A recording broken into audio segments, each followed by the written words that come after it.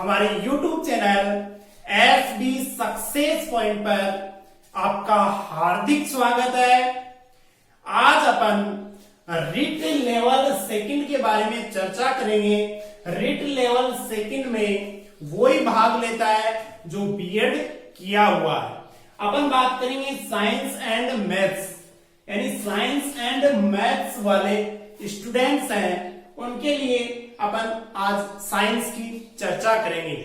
ठीक है, अब बात करते हैं कि रिट लेवल सेकंड में साइंस के क्वेश्चन कितने आते हैं।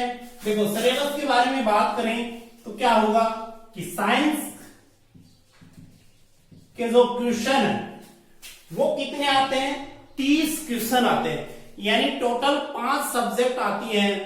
एक तो आता है साइकोलॉजी, एक भाषा फर्स्ट में हिंदी, भाषा सेकंड में अंग्रेजी भी ले सकते हैं या संस्कृत भी ले सकते हैं। फिर बाद में आता है 4th सब्जेक्ट साइंस और 5th मैथ्स। ठीक है, अब साइंस के क्वेश्चन कितने आते हैं, 30। यानी कहने का मतलब टोटल क्वेश्चन 150 आते हैं और साइंस के क्वेश्चन यानी एक सब्जेक्ट के कितने आएंगे, 30 क्वेश्चन आएंगे। तो 5 सब्जेक्ट आती हैं तो 150 क्वेश्चन हो गए। अब देखो, साइंस में 30 क्वेश्चन आते हैं। अब 30 क्वेश्चन में से 20 प्लस 10 होता है। कितना होता है, 20 प्लस 10। 20 क्वेश्चन तो आते हैं सब्जेक्ट के और 10 क्वेश्चन आते हैं टीचिंग मेथड के। यानी 20 क्वेश्चन सब्जेक्ट के और 10 क्वेश्चन टीचिंग मेथड के आते हैं। तो अपन बात करेंगे इन 20 क्वेश्चन की, यानी 20 क्वेश्चन की। अब साइंस के अंदर जो 20 क्वेश्चन है तो जनरल साइंस के अंदर 3 सब्जेक्ट आती है, केमिस्ट्री, फिजिक्स और बायोलॉजी। अब देखो, जनरल साइंस के अंदर 3 सब्जेक्ट आती है। कौन कौन सी आती हैं, केमिस्ट्री, फिजिक्स और बायोलॉजी। केमिस्ट्री, फिजिक्स और बायोलॉजी, यानी इनके कितने क्वेश्चन आएंगे, टोटल 20 क्वेश्चन आएंगे। कितने क्वेश्चन आएंगे टोटल, तीनों सब्जेक्ट के 20 क्वेश्चन आएंगे जनरल साइंस के अंदर, केमिस्ट्री, फिजिक्स और बायोलॉजी के। यानी प्रत्येक के लगभग 6 या 7 क्वेश्चन पूछे जाते हैं। 6 या 7 क्वेश्चन पूछे जाते हैं। अब देखो, सबसे पहले अपन बात करेंगे जनरल साइंस के अंदर केमिस्ट्री की बात करेंगे। ठीक है, अब केमिस्ट्री में कौन कौन से टॉपिक दे रखे हैं, तो सबसे पहला अपन जो रिट लेवल सेकंड का जो टॉपिक है केमिस्ट्री का वो है पॉलीमर, बहुलक। तो सबसे पहले अपन बात करेंगे बहुलक यानी पॉलीमर की। अब देखिएगा,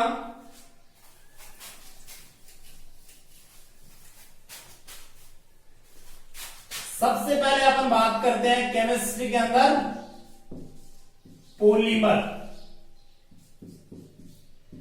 यानी पॉलीमर होता क्या है। पॉलीमर शब्द को हिंदी में क्या कहते हैं, बहुलक कहते हैं। क्या कहते हैं, बहुलक। नाम से अर्थ निकल रहा है कि बहुलक के अंदर बहुत सारी एकलक इकाइयां पाई जाती हैं, यानी बहुत सारे सरल अणु पाए जाते हैं। तो बहुलक तो अंग्रेजी में क्या कहते हैं, पॉलीमर कहते हैं। और पॉलीमर जो शब्द है वो किससे बना हुआ है, ग्रीक शब्द, यानी जो पॉलीमर शब्द है, यहां पे लिख देते हैं कि पॉलीमर शब्द है वो ग्रीक भाषा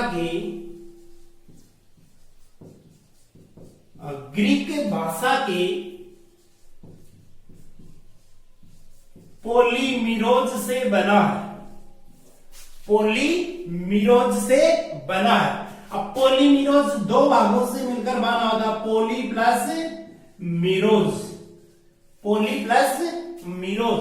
पोली का अर्थ होता है अनेक, मिरोज या मर का अर्थ होता है भाग या इकाई। तो इसका शाब्दिक अर्थ क्या होगा, अनेक भाग। पोली का मतलब अनेक और इसका अर्थ क्या हो जाएगा, भाग या इकाई। भाग या इकाई, यानी पोलीमिरोज का जो शाब्दिक अर्थ है वो क्या होगा, अनेक भाग या इकाई।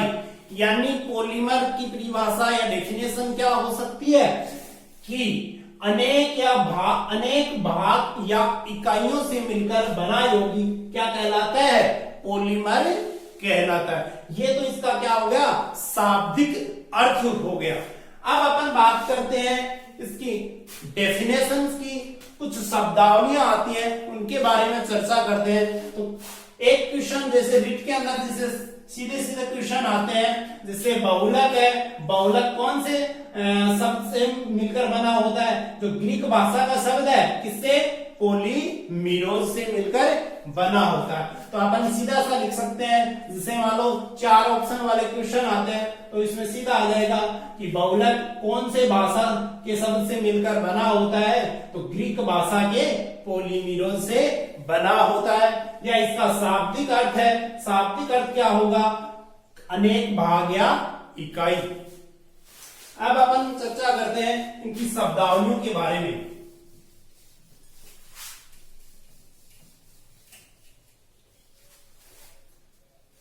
जैसे मान ले ये क्या है, कोई एग्जाम्पल दे रखा है अपन को, जिससे 2 कार्बन है।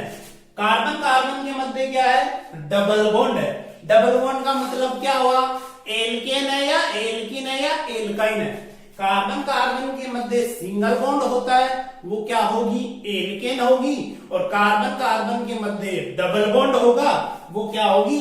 एल्किन होगी। तो इसके अंदर कार्बन कार्बन के मध्य क्या है? डबल बॉन्ड है। तो डबल बॉन्ड है तो ये क्या है? एल्किन है। और कितने कार्बन है? 2 कार्बन है। तो 2 कार्बन के लिए मूल शब्द क्या लिखते हैं? एथ लिखते हैं। 2 कार्बन को क्या बोलते हैं? एथ बोलते हैं। और कार्बन कार्बन के मध्य क्या है? डबल बॉन्ड है। तो 1 डिग्री अनुलग्न क्या लगाएंगे? इन होता है। क्या होता है? इन। तो एथ प्लस इन क्या हो जाएगा? एथिन। ये कितनी एकलक इकाइयां भाग लेती हैं? एन भाग लेती है। कितनी भाग लेती हैं? एन लेती हैं। अब फिर बाद में एथिन को जब गर्म किया जाता है ऑक्सीजन की उपस्थिति में, तब क्या होगा? ये डबल बॉन्ड है, ये क्या हो जाएगा? ब्रेक हो जाएगी। ये क्या हो जाएगा? टूट जाएगा। और यहां से कार्बन की वैलेंसी क्या हो जाएगी? फ्री हो जाएगी। तो क्या बचेगा? CH2।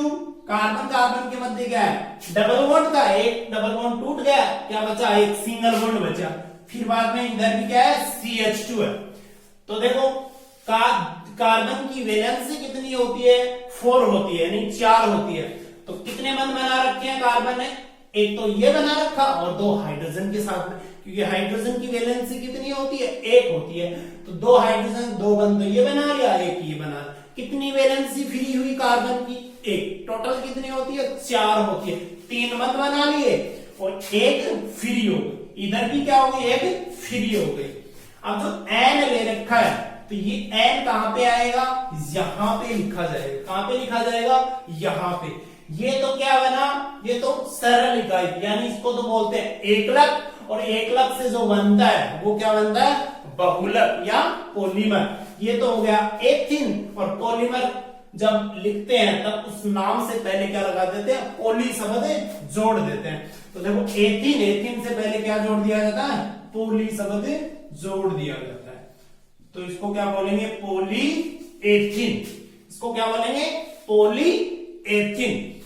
अब ये देखो, ये बाईं तरफ तीर की निशानी जो बाईं तरफ लिखा है, ये तो क्या है? एकलक। क्या है? एकलक। ठीक है, एकलक। एकलक को अंग्रेजी में क्या बोलते हैं? कभी कभार ये अंग्रेजी वाला शब्द हिंदी में लिख दिया जाता है। एकलक को क्या बोलते हैं? मोनोमर बोलते हैं। ठीक है। और ये जो बना है लास्ट में, ये क्या बना है? बहुलक बना है। बहुलक या पॉलीमर। ये तो बाईं तरफ है वो तो एकलक, और दाईं तरफ है वो बहुलक। और एकलक से बहुलक बनने की प्रक्रिया, ये प्रक्रिया है, ये क्या कहलाती है? बहुलीकरण कहलाती। क्या कहलाती है? बहुलीकरण कहलाती है। तो यहां पे अपन क्या लिख सकते हैं? बहुलीकरण लिख सकते हैं। बहुलीकरण को अंग्रेजी में क्या बोलते हैं? पॉलीमेराइजेशन बोलते हैं। क्या बोलते हैं? पॉलीमेराइजेशन बोलते हैं। ठीक है। एक शब्द आता है बहुलीकरण की मात्रा या कोटि।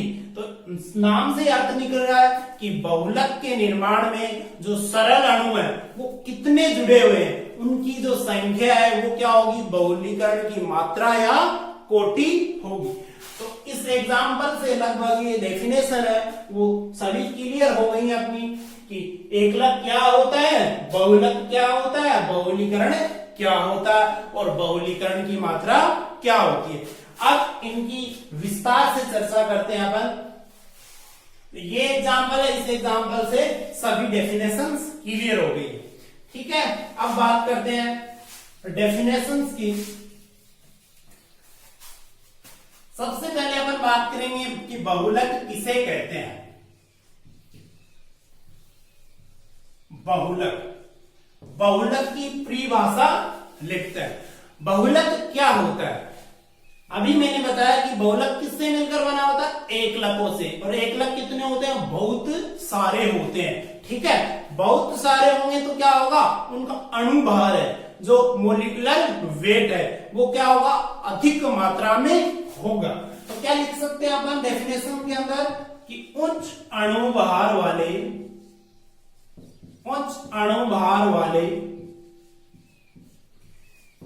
वे यौगिक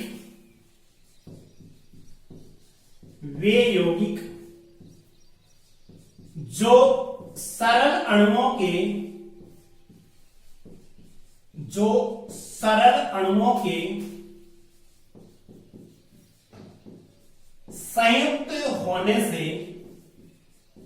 संयुक्त होने से मिलकर बने होते हैं, संयुक्त होने से मिलकर बने होते हैं,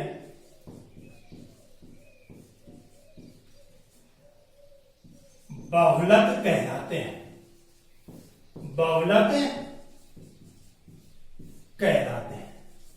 ठीक है, तो इस परिभाषा का अर्थ क्या निकला, देखो, उच्च अणुभार वाले वे यौगिक जो सरल अणुओं के संयुक्त होने से मिलकर बने होते हैं क्या कहलाते हैं, बहुलक कहलाते हैं। तो क्वेश्चन क्या आता है कि बहुलकों का अणुभार होता है, तो चार ऑप्शन आ जाएंगे, उच्च अणुभार, निम्न अणुभार, दोनों और कोई भी नहीं।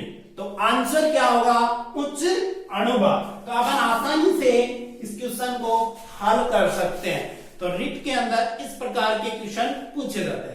तो पॉलीमर जो टॉपिक दे रखा है उसके अंदर हमेशा 2 क्वेश्चन पूछे जाते हैं, हमेशा। यानी हर रिट की जो एग्जाम होती है, जो पात्रता परीक्षा होती है, उसमें 2 क्वेश्चन हमेशा आते हैं।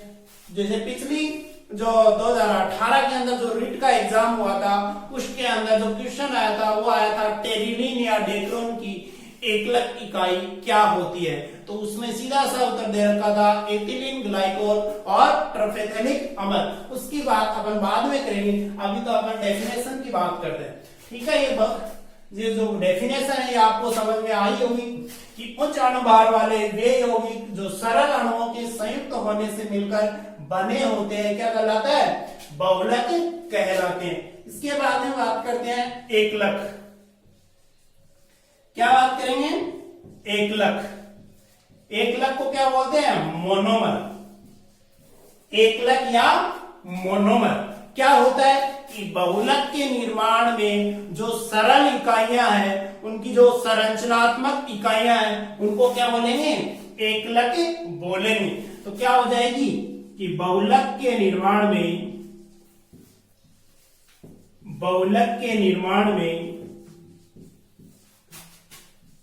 भाग लेने वाली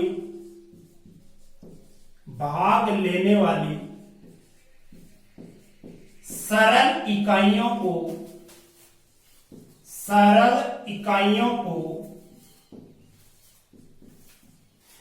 बहुलक के निर्माण में भाग लेने वाली सरल इकाइयों को एकलक कहते हैं। एकलक कहते हैं। तो सीधा सा अर्थ है कि जो बहुलक के निर्माण में जो सरल अणु है जिनसे मिलकर बना होता है उन्हीं को क्या कहते हैं, मोनोमर कहते हैं या एकलक कहते हैं। एकलक के बाद में परिभाषा आती है बहुलीकरण। बहुलीकरण क्या होता है? बहुलीकरण या पॉलीमेराइजेशन। पॉलीमेराइजेशन,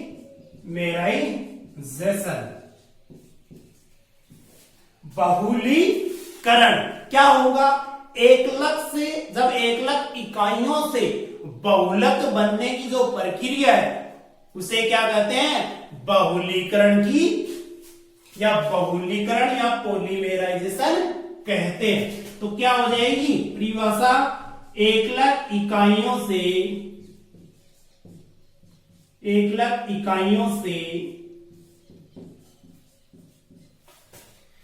बहुलक निर्माण की प्रक्रिया, बहुलक निर्माण की प्रक्रिया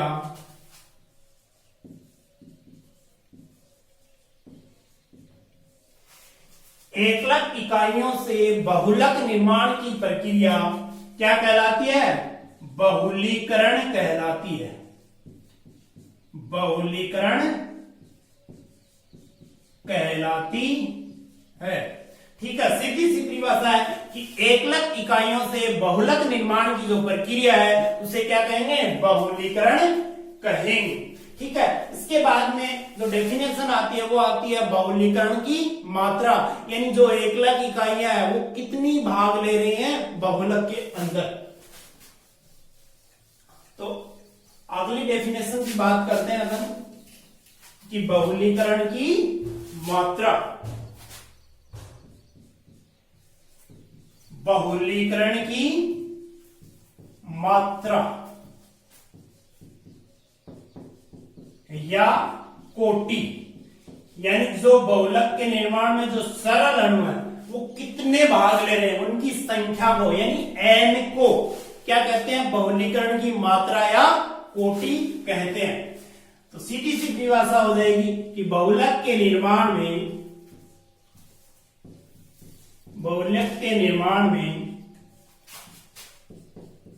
भाग लेने वाली सरल इकाइयों की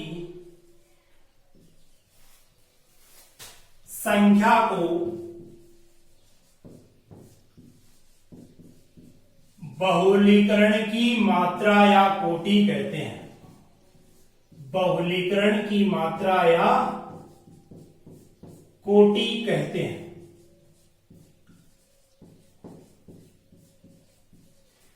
ठीक है, देखो बहुलीकरण की मात्रा या कोटि यानी बहुलक के निर्माण में भाग लेने वाली सरल इकाइयों की संख्या को बहुलीकरण की मात्रा कहते हैं। यानी क्या ध्यान में रखना है? एकलक इकाइयां बहुलक के अंदर कितनी भाग ले रही हैं। ठीक है, जो एकलक इकाइयों की जो संख्या है वो क्या होगी? बहुलीकरण की मात्रा या कोटि होगी। ठीक है, ये बहुलीकरण की मात्रा या कोटि हो जाएगी। ठीक है, अब अपन एक जो सेंटेंस है जो हमेशा क्या होता है? सार्वसत्य होता है। तो देखो क्या सेंटेंस है वो कि सभी बहुलक वृहद अणु होते हैं और सभी वृहद अणु बहुलक नहीं होते। क्या ये बात सही है? देखो ये बात बिल्कुल सही है, इसके बारे में चर्चा करेंगे अपन। देखो कि क्या बोला मैंने कि सभी बहुलक वृहद अणु होते हैं लेकिन सभी वृहद अणु बहुलक नहीं होते। क्यों? तो देखो इसके बारे में चर्चा करते हैं। ध्यान से देखना इसको कि सभी बहुलक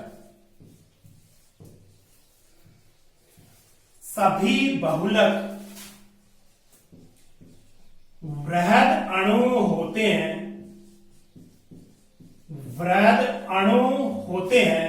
सभी बहुलक वृहद अणु होते हैं लेकिन सभी वृहद अणु बहुलक नहीं होते, बहुलक नहीं होते। ठीक है, ये सेंटेंस कि सभी बहुलक वृहद अणु होते हैं लेकिन सभी वृहद अणु बहुलक नहीं होते। क्यों नहीं होते, इसका देखो कारण देखो कि बहुलक के अंदर होती हैं जो एकलक इकाइयां होती हैं या संरचनात्मक इकाइयां होती हैं, उनकी क्या होती है, पुनरावर्ती होती है। जबकि वृहद अणु के अंदर सरल इकाइयां या संरचनात्मक इकाइयों की पुनरावर्ती हो भी सकती है और नहीं भी हो सकती। इसलिए ये बात कह सकते हैं कि सभी बहुलक वृहद अणु होते हैं लेकिन सभी वृहद अणु बहुलक नहीं होते। तो इसका कारण देखो, क्योंकि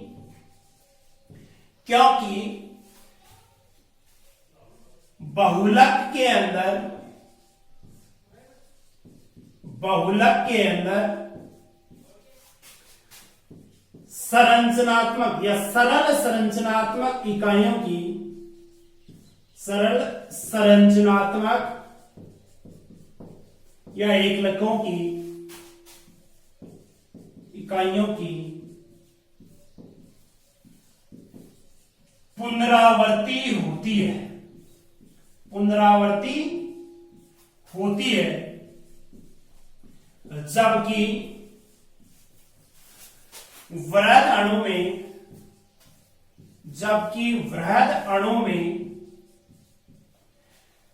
सरल संरचनात्मक इकाइयों की पुनरावर्ती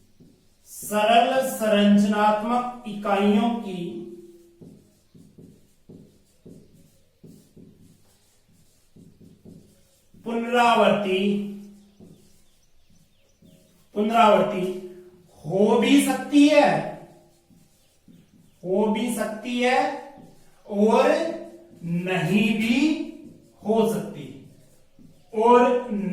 भी हो सकती,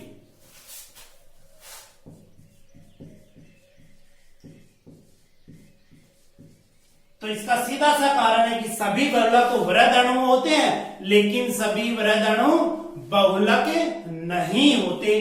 क्यों, क्योंकि बहुलक के अंदर सरल संरचनात्मक इकाइयों की पुनरावृत्ति होती है, जबकि वृहद अणु में क्या होता है कि सरल संरचनात्मक इकाइयों की पुनरावृत्ति हो भी सकती है और नहीं भी हो सकती है। ठीक है, तो ये डेफिनेशंस है और जो एग्जाम्पल मैंने जो समझाया आपको उसके आधार पे ये डेफिनेशन आपको समझ में आई होंगी। और इसके बाद में अपन बात करेंगे कि पॉलीमर्स के प्रकारों की या पॉलीमर्स के क्लासिफिकेशन की, यानी बहुलकों का वर्गीकरण क्या होता है, उसका आधार क्या है, उस आधार पर अपन क्या करेंगे, बहुलकों का वर्गीकरण करेंगे। वो अपन अगले वीडियो में चर्चा करेंगे। आज के लिए इतना ही काफी। धन्यवाद।